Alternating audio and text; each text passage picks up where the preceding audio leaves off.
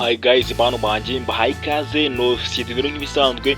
Uyu munsi nyamukuru noneho ikintu cyatuzinduye ahangaha, abantu benshi bakunda kwibaza ese ni gute nafungura email cyangwa se ni gute nasiba email account email muri phone mu gihe nayikeneye. Ikintu tugiye gusanga muri no video, tugiye kureba uburyo wasiba email cyangwa se uburyo wafungura email muri phone yawe nta wundi muntu ubigukoreye wowe ku giti cyawe.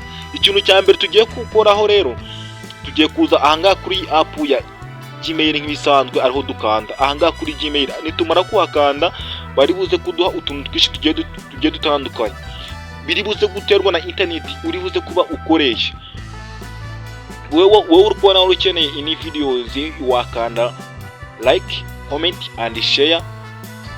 Subscribers nayo ibikeneye. Noneho twewe ahangaha ikintu tugiye gukora, tugiye gucreate email nshyashya turibwira ngahize izo dufite muri telefone.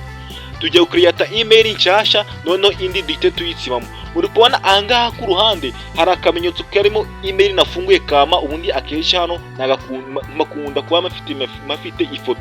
Turi buze gukanda aha ku ruhande, niba utahafite bari buze kuguha create account. Turakanda ahangaha kuri ifoto, aka kantu ku ruhande k'akamenyetso ka M. Nitumara kuhakanda muri kubona bari kuduha email mfitemo. Ibi byose turabyirengagiza, turaza twande ahangaha handitse add account, ariho dukanda hari akamenyetso ka plus ahangaha.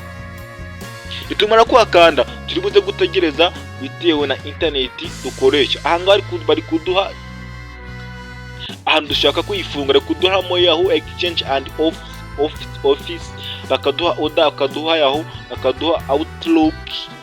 Ibi byose turabyirengagiza, ahubwo ahantu turayifungura turaza ahangaha kuri Google, ariho dukane dushaka gufungurira email yacu. Biri buze guterwa na internet uri buze kubura gukoresha. Ahangaha biruze kudusaba gutegereza akanya gatoya nk'ibisanzwe.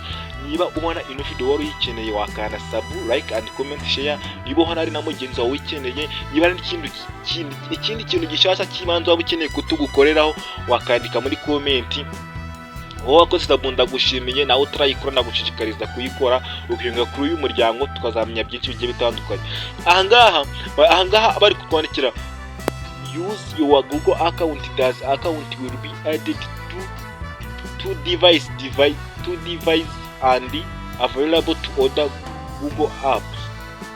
Ahangaha bari kuduha gushiramo email dusanzwe dukoresha niba tukiyibuka, ariko twewe ibi byose turabyirengagiza, dushaka gukora indi email nshyashya. Turaza ahangaha handitse to create new account, ariho dukanda. Ahangaha ari kuduha for personal user, for work on my business. Kudushaka turaza tukanda ahangaha handitse for personal user, ariho dukanda. Wowe ku giti cyawe tugiye kwikoresha, ntago ari company cyangwa se business. Nitumara kuhakanda turi buze gutegereza bitewe na internet turi buze kuba dufite. Mwa bantu mwe guys, ugomba kureba ino video mpaka irangiye. Ahangaha bari kuduha amazina turi buze gukoresha muri email yacu. Urugero kanandikemo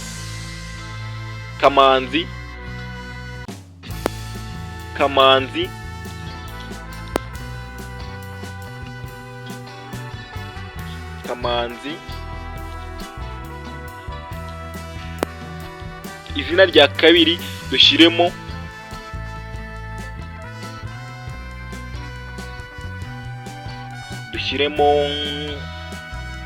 Habiya. Ubwo turaza nitumara kwishyiramo byose, turata tuzadukanda ahangaha handitse next, ariho dukanda. N'abantu ibi ni ibintu byoroshye. Nitumara gukanda ahangaha handitse next, ahanditse basic information, amakuru yawe yibanze. Ibintu utabifite ntiwakore ifungura email ngo bikunde. Ahangaha ari kuduha your birthday and gender. Ahangaha nibyo bari kudusaba. Ahangaha bari kudusaba ukwezi twavukiyemo. Ahangaha ukwezi washyiramo kose no kiwana, kadushireho February, ariko dukanda January, dushireho February. Tumara gukanda dushireho itariki twavukiyeho, urugero kadushireho tariki 14 umwaka twavukiyemo. Bari kudusaba umwaka washyiraho wose ni ibyawe, urugero kadushireho 2005. Ahangaha bari kudusaba gender. Ahangaha baduhaye ibintu bine. Ahangaha ni umugore, umugabo. N'abantu nyine baba bimagina yuko hari n'abantu bafite zombi, ibitsina byombi, ariko twebwe cyangwa se nk'abakiriya twebwe byose turabyirengagiza. Urugero kadukanda ahangaha kuri mari ni kuko ngende uwo muhungu nyine. Nitumara kuhakanda turaza twanda ahangaha handitse next. dukanda ahangaha handitse next, ubundi ni nkaho email yacu yanarangiye. Icyo tugiye gukora ni uguhitamo email yacu, ibintu bikaba byarangiye. Wowe icyo usabwa ni ukureba video mpaka irangiye. Ahangaha uri kubona email yacu bari kuduha kamanzi@gmail.com, bakongera bakaduha habiyakamanzi@gmail.com, bakaduha na to create new own gmail address, gufungura email yawe ku giti cyawe. Ibi byose turabyirengagiza, duze dukande kuyo dushaka muri izi ngize ebyiri, kadukande kuri kamanzi@gmail.com, ariho twikandira. Dukande next. Tumara kwanda next, turi buze kwanda kuri password. Mwabantu mwe password ntabwo babyemeye kuyigaragaza, ariko bari kuduhanga create a strong password with mix of letter, number and symbols. Uri buze gucreate password uvanze inyuguti ndetse n'imibare n'ibimenyetso. Turi buze urugero kadushyiremo password. Password ni ibanga, ariko ahangaha uko biri kose murabyumva, ni ugucreate password ushyiremo imibare n'inyuguti n'ibimenyetso.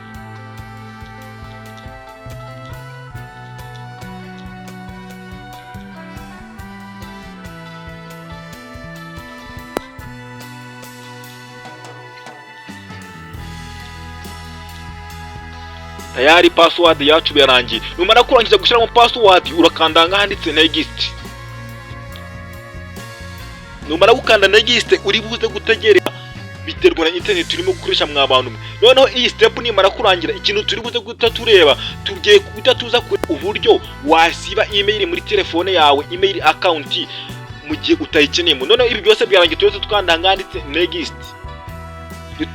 Ikintu tugiye kureba mwabantu mwe nacyo ni icy'ingenzi, ni uburyo wahita utsiba email yawe muri telefone mu gihe utayikeneyemo, cyangwa se mu gihe uguze telefone ugasangamo email udashaka kigumamo. Ibi byose turabyirengagiza, n'amabwiriza barimo kuguha wasoma nyine, ibi ntago ari ingenzi, ariko ushaka kubisoma wabisoma. Noneho turata tuzatwanda ahangaha handitse I agree, ariho dukanda. Biri buze kugusaba gutegereza wa muntu we iyi video ukayireba, niba unari uyikeneye yagufasha byinshi ukeneye, ugafungura email yawe ukamenya no kuyisibiriza. Niba hari n'ikindi kintu waba ukeneye kutugukura, wakandika muri comment. Noneho ikintu tugiye gutatizaho tayari umungubu email yacu yageze muri telefone. Wakoresha TikTok, ugakoresha ibindi imbuga nkoranyambaga zose ushaka byose, na YouTube ugashyiraho video ushaka. Ariko ikintu tugiye kureba noneho, tugiye guhita tureba uburyo wasiba email muri telefone utayikeneyemo, udashaka ibamo iyawe gusa. Ibi byose katubyirengagize, tuze dusubire inyuma, tuze turebe uburyo wasibamo email. Turaza dukande ahangaha kuri settings za phone nk'ibisanzwe, nitumara gukanda hano kuri settings za telefone. Iyi video turi kwikura twihuta kugira ngo igihe kiza kuba gitoya, baba bari kwira barimo kunyaruka bagiye nko gukaza, cyangwa se ari utundi tuntu bagiye gukora. Nitumara gukanda kuri settings za telefone, tuze dukande ahangaha handitse password and account.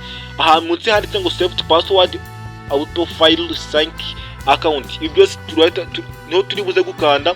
Nitumara kuhakanda, uri kubona ari kuduha password and account, passwords Google. Ahangaha waharebera na password zawe z'ibintu wafunguriyemo muri telefone yawe, bakaduha na Google, bakaduha na mukubona ya password yacu kamanzi@gmail.com yagezemo.